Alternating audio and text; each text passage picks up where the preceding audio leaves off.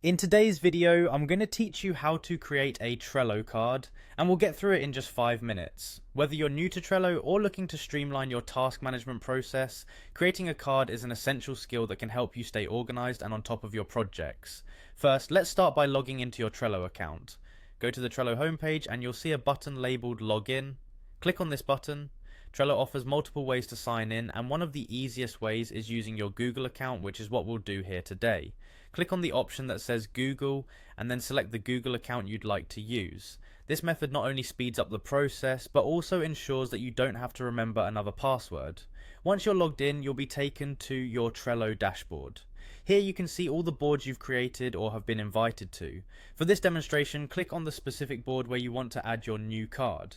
You may have multiple boards for different projects, so find the one that suits your needs best. If it's your first time, Trello typically names it something like My Board, but feel free to explore and select the board you're working on. Now that you're on your board, take a look at the list created within that board. It's easy to add new tasks. Each list has an option at the bottom labeled Add a Card. Click on Add a Card to begin creating your card. This is where Trello comes in handy, as it allows you to break down your projects into manageable tasks.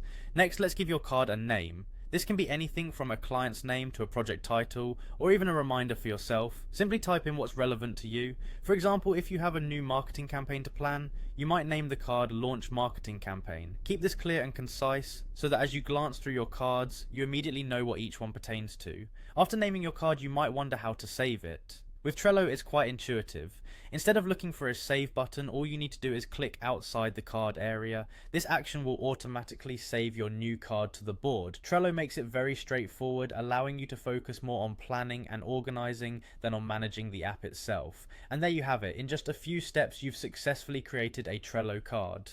Now you can continue adding details like descriptions, labels, due dates, and more to customize it further.